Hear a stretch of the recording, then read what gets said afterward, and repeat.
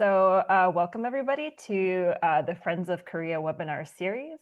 As you know, the Friends of Korea is dedicated to enhancing cultural awareness and friendship between Americans and Koreans. And today we are very excited to have with us, let me return to my information page. So today we're very excited to have with us Reverend Hyun and the Korean National Association Memorial Foundation. Today we're going to learn more about the Korean National Association, which was established in San Francisco in 1909. And it was at the forefront of the Korean independence movement and worked to represent the interests of Korean people around the world. And Reverend Hyun, who has received his MFA in writing and directing from NYU's graduate film program, and also in 2023 received a Fulbright Scholar Award where he conducted research in Korea for 11 months, is a fourth-generation Korean-American filmmaker and the great-grandson of Reverend Soon Hyun, founding member of the Korean Provisional Government and also a Korean independence activist. So today, Grant will tell us more about the Korean National Association and about his own view of this history and his connection to it. So before we start, Jerry Kurzik will also say a few words, and then we will begin with our presentation. Thanks, Ekaterina. Yes, welcome everyone tonight. I think we have a very exciting program in store. Last year, I was privileged to visit the foundation in the Memorial Foundation in Los Angeles, and it's a wonderful exhibit of the history of Korean immigrants in the United States. And so I'm very excited to hear, Grant's views on things. And it's so wonderful that he's a fourth generation Korean American and involved in the community the way he is. And I hope everyone else finds it as exciting as I know it will be. And I truly want to say, if you have time when you're in Los Angeles, to visit the Memorial Foundation. It's a wonderful, I don't know if I should use the word museum or not, because it's a living organism. And you'll learn a lot about Korean American history. And so without further ado, I'll turn this over to Grant. Thank you so much, Jerry and Ekaterina. My introduction actually to a lot of Korean history was through some of the early Peace Corps members and Fulbrighters as well. So I know there's a lot of you among this crowd. And I mentioned earlier, but Kenneth Klein, who also has given us a talk for the Friends of Korea, really played a big part in the talk that I'm going to give today. So thank you to Ken for being here. I'm going to start actually by playing a short, 10-minute video that the KNA has, and it's going to provide a pretty good basis for the Korean National Association's history. And then afterwards, I'll speak for about 20 minutes to give a bit more of a personalized view of the struggle for unity throughout Koreans' fight for independence during Japanese occupation, leading into the unfortunate war that then preceded that. So I'll start by playing this video. Bear with me for any technical snafus that might happen along the way, but let me try to do this.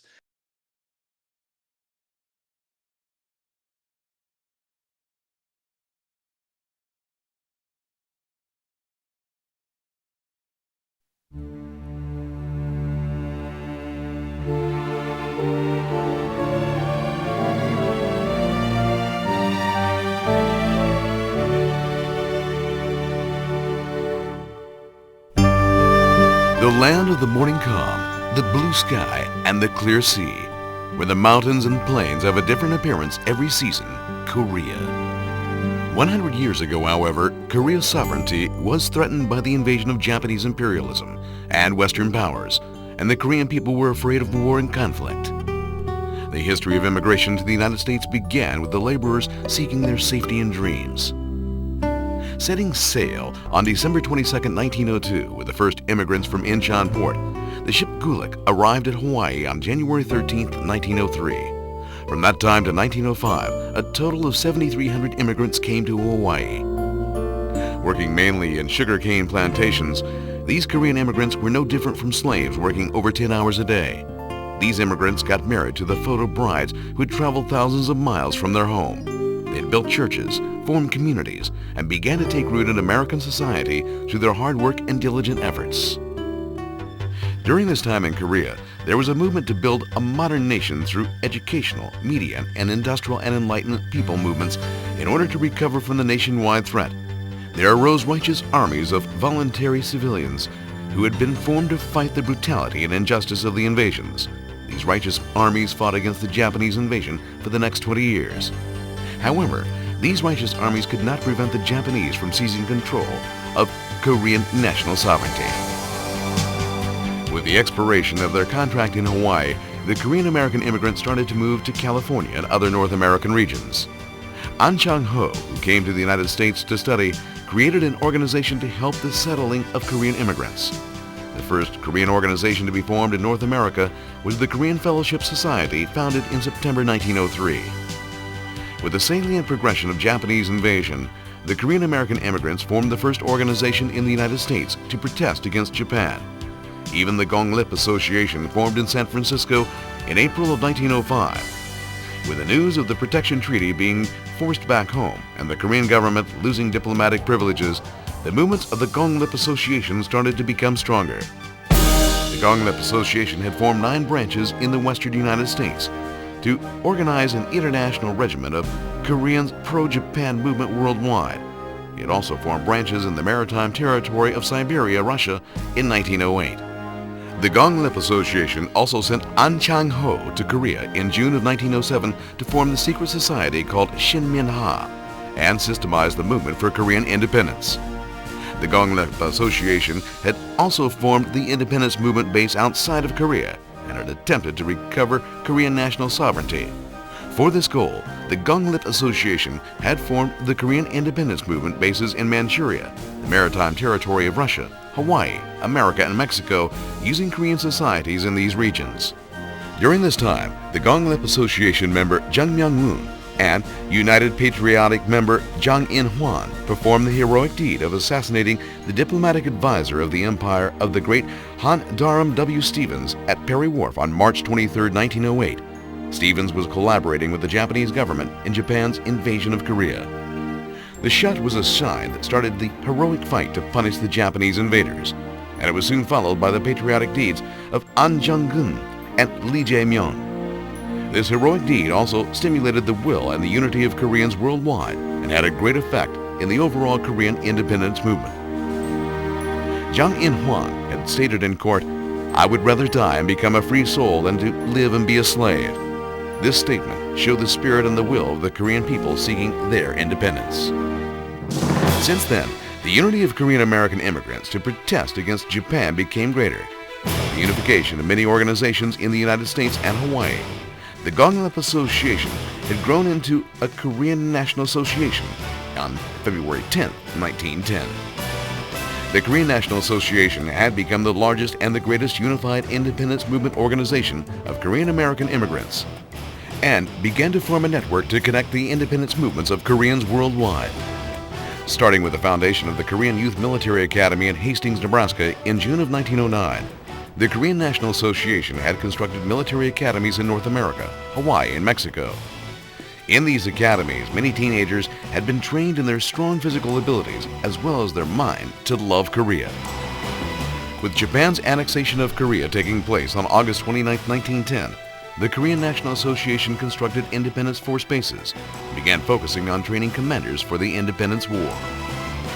In June of 1914, the Korean National Brigade was formed in Hawaii, and the Great Korean National Military Academy was established.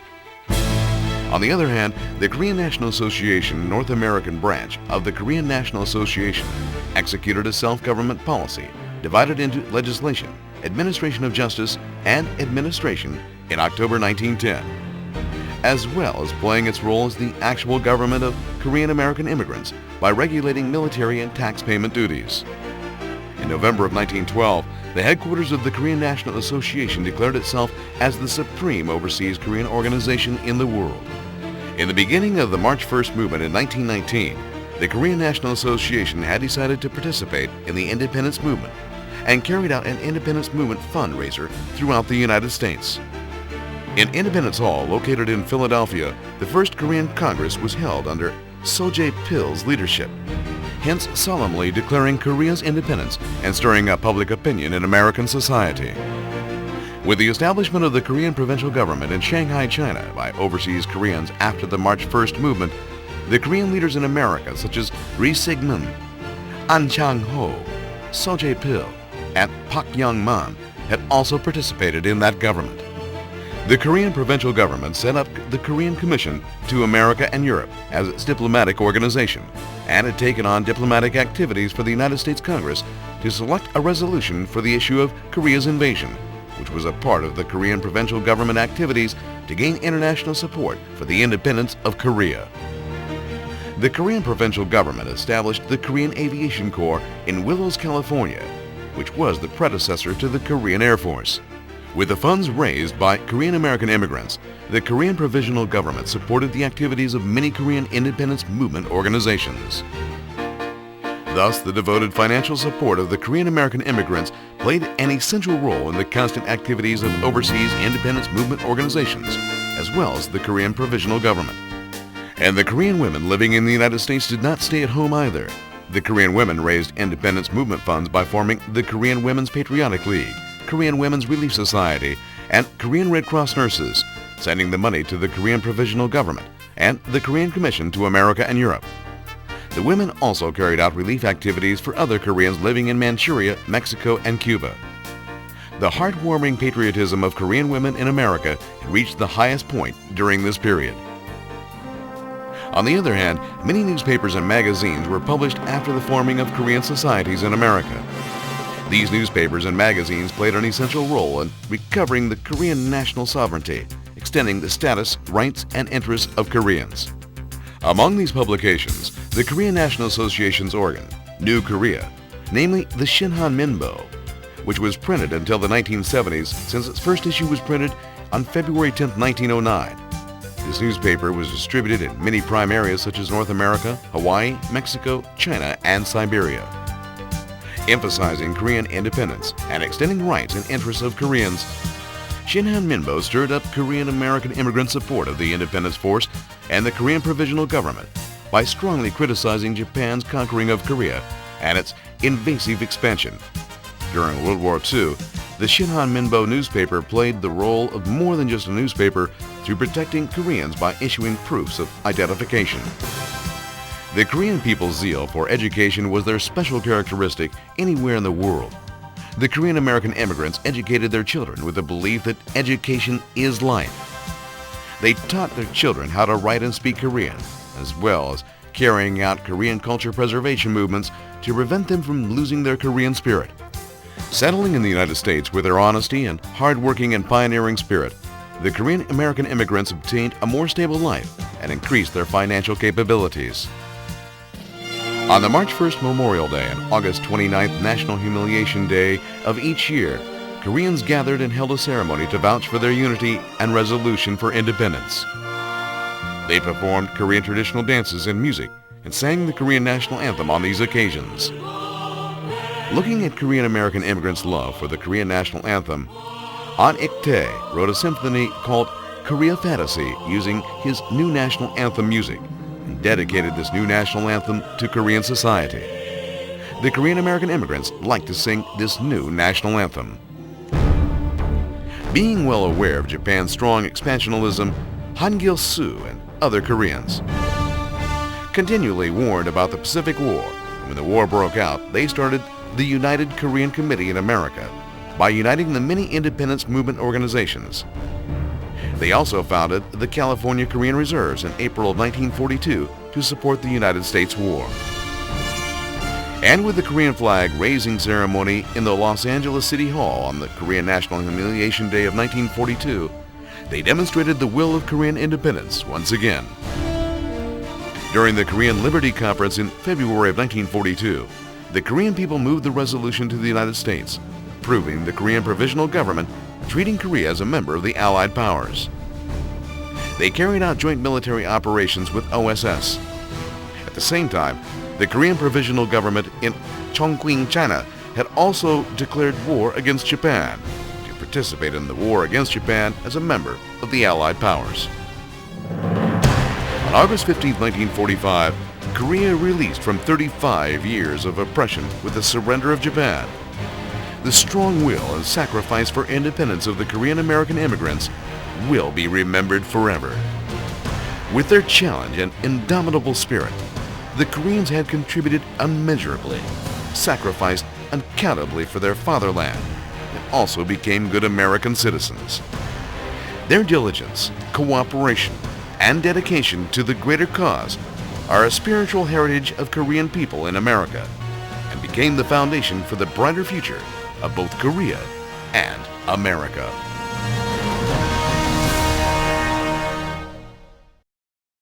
Okay. And with that, I'm going to segue into the presentation. Just give me one moment. Thank you all so much for bearing with me here. I'm going to speak very quickly so we still have time for Q&A. Just once again, hello everyone. My name is Grant Hyun, and I'm a fourth generation Korean American. Both my parents were born and raised in Los Angeles, but my father's side of the family has roots in the Korean independence movement and the Korean National Association, which go back more than a century. Firstly, thank you so much for joining us today. Your organization, Friends of Korea, represents some of the best that has come from the United States' relationship with Korea. Your impact as individuals who have formed relationships across borders and languages driven by curiosity and empathy give us all reason for hope among these uncertain times.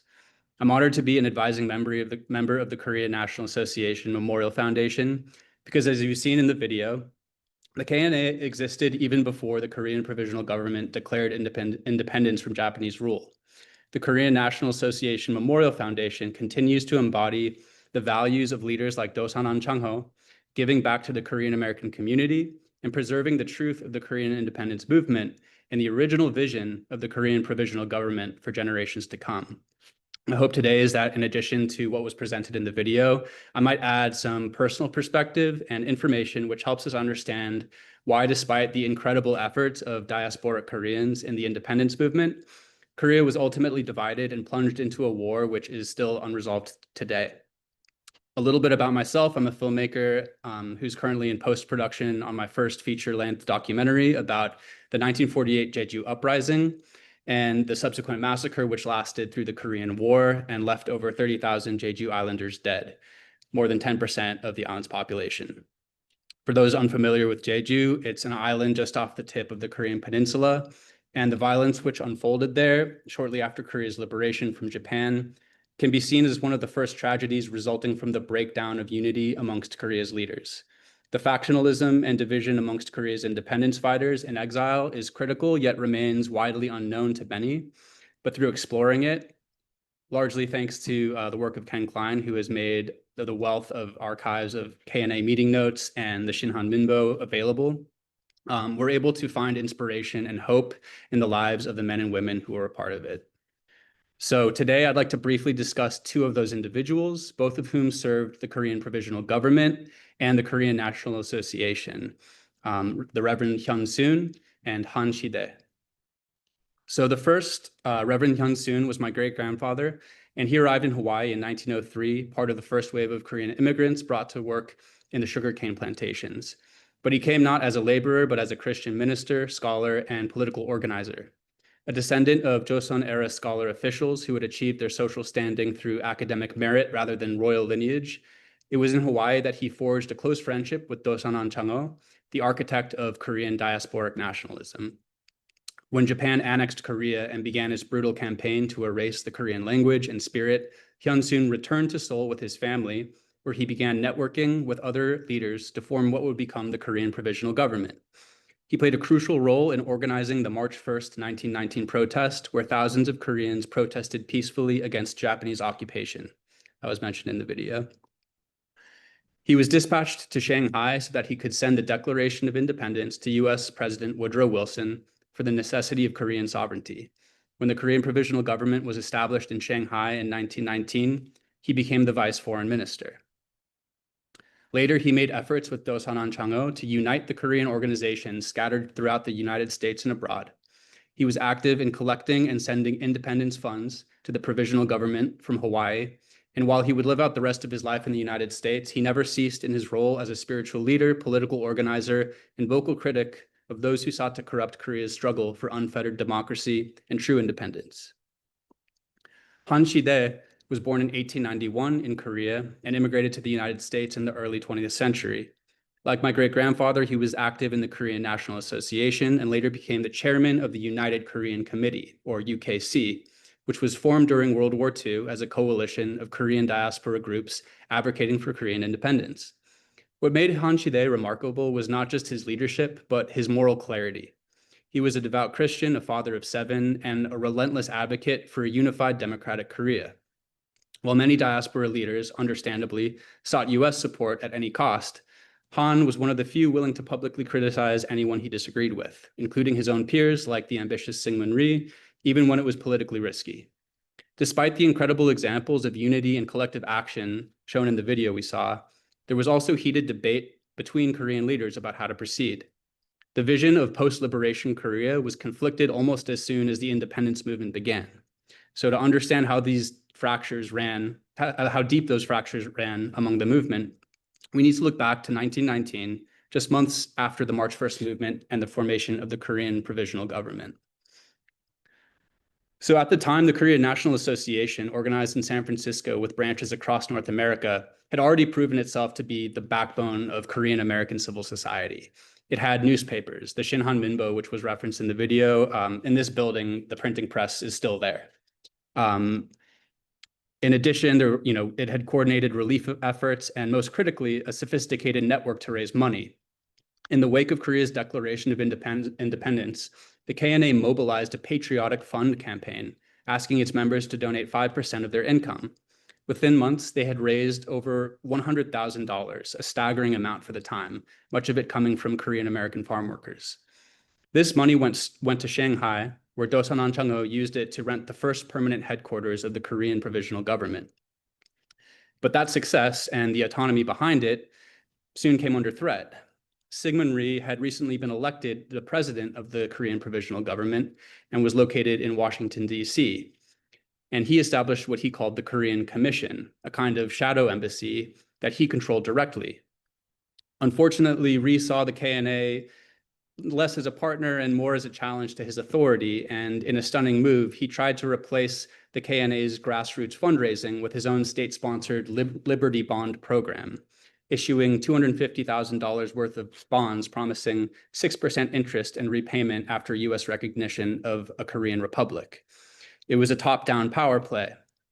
Rhee sent a representative to San Francisco, Reverend David Lee, to convince the KNA to switch over, but the KNA leadership refused. They saw this as an attempt to override local leadership and transform a democratic grassroots movement into a state bureaucracy centered on one man.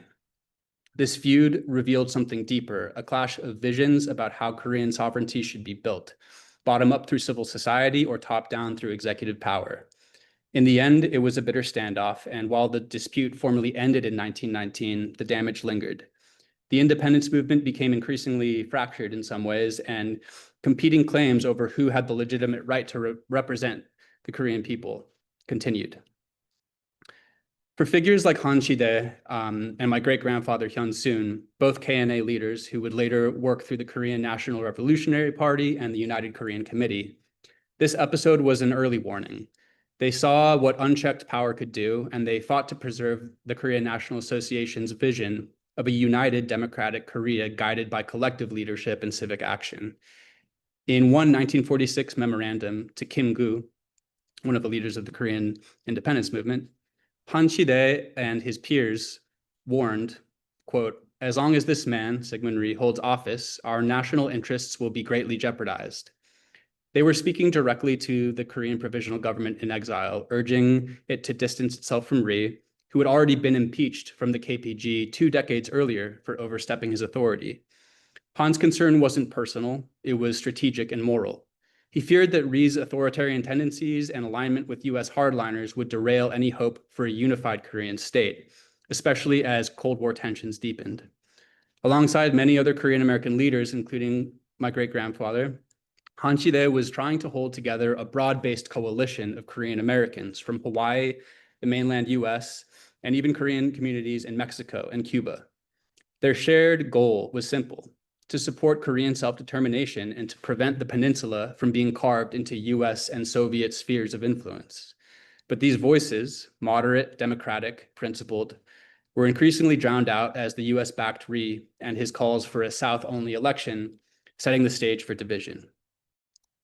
So despite the clear opposition from many Korean American leaders, despite Han Chidae's urgent warnings, and despite the Korean Provisional Government's own impeachment of Syngman Rhee, his rise to power only accelerated after World War II. In 1945, Korea was liberated from Japanese colonial rule. But liberation quickly turned into occupation. The US military government in Korea refused to recognize the authority of the Korean Provisional Government, instead installing an American-led regime in the South. And Syngman Rhee, returning to Korea with US backing, moved swiftly to seize control. Leaders like Kim Gu, who had been a hero of the anti-Japanese resistance, called for a unified government and even attempted negotiations with the North. But by then, the narrative had shifted. Anyone who opposed Rhee's South-only government was branded a communist sympathizer or a communist, regardless of their actual beliefs. In 1948, the United States backed elections in the South without the participation from the North, effectively cementing the division of the peninsula. That same year, Kim Gu was assassinated, many believe with Rhee's knowledge or consent, given that he pardoned Gu's assassin after only 1 year of prison time. What had begun in 1919 as a debate over how to fund the provisional government had now become a crisis over who deserved to lead a free Korea and what kind of Korea it would be. The warnings of KNA leader Han Chidae had been proven right. Rhee was prepared to establish supreme rule at any cost. Smearing any opponent as a communist was the same tactic Rhee had used in America. My great-grandfather Hyun Soon had a falling out with Rhee and would subsequently be barred from returning to Korea, seen as a political threat. Years later, my grandfather Peter Hyun was subsequently monitored by the FBI and called to the House Un-American Activities Committee during the era of McCarthyism. His younger brother, David Hyun, was detained on Terminal Island off the coast of California for years, threatened with deportation. The KNA's vision of democracy, unity, and collective sacrifice had been replaced by something more cynical, power backed by foreign military support, national division justified by ideological fear, and dissent silenced not by debate, but by violence. Activists and leaders like Han Chidae and Hyun Soon saw this coming, not because they had any special gift of prophecy, but because they understood the moral foundation on which a true republic must be built. They had helped build it themselves from the bottom up over decades of organizing, fundraising, and international diplomacy through a coalition of organizations all connected to the Korean National Association. Unfortunately, the consequences of dividing Korea didn't stop at politics or ideology. They became deeply, tragically human. Rhee, under the advisement of the US military government in Korea, attempted to cement his legacy through the South-only election planned for May 5th, 1948. However, with the country in chaos following liberation from Japan, the US military had allowed many of the Koreans who had collaborated with the Japanese to retain their positions as police and government officials. Most Koreans, especially the people of Jeju, did not view this as true liberation. The people who had oppressed them for over 30 years were still in power. On March 1st, 1947, Jeju Islanders took to the streets to protest in honor of the March 1st, 1919 movement that had begun Korea's fight for independence. When a mounted police officer trampled a child, the crowd grew angry. Police panicked, and under the advisement of the US military personnel, they opened fire on the crowd, killing 6 people. A series of mass arrests followed, including death resulting from torture. As a consequence of this, on April 3rd, 1948, just weeks before the planned South-only election to install Syngman Rhee, around 350 people from Jeju attacked 12 of the 24 police stations on the island, killing 14 officers. Rhee and his US advisors, like General Hodge, proclaimed Jeju as a red island and launched a scorched earth campaign which would leave over 30,000 dead, many of them women and children. This was the context in which Syngman Rhee finalized his decades-long mission to establish himself as the leader of Korea. In the United States, these events went almost entirely unnoticed. Rhee and subsequent ROK presidents, Park Chung-hee and Chun Doo-won, made any discussion of the Jeju Massacre taboo for decades. Speaking of the massacre was banned, families of victims were labeled traitors, children grew up afraid to ask what had happened. However, as South Korea continually fought for true democracy, Presidents like Roh Moo-hyun in the early 2000s created committees to allow the truth to be finally brought to the surface and formally apologized for the state violence enacted against his own people. Decades later, survivors of the Jeju Massacre and other atrocities during the Korean War have been able to tell their story and reach for a kind of peace.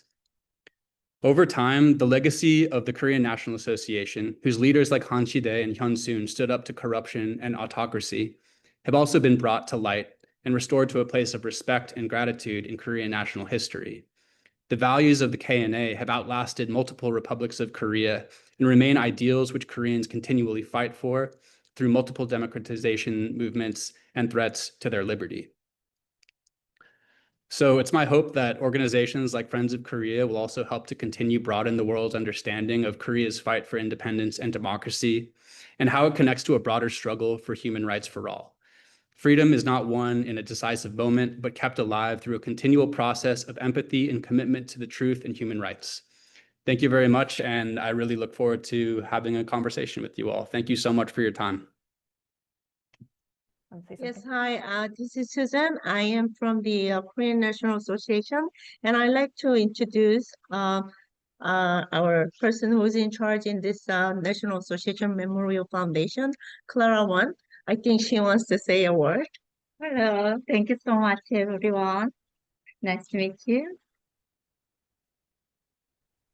Okay, I think we really appreciate everybody coming on this webinar, and personally, thank you for Grant spending so much time, and we really learned a lot from this webinar.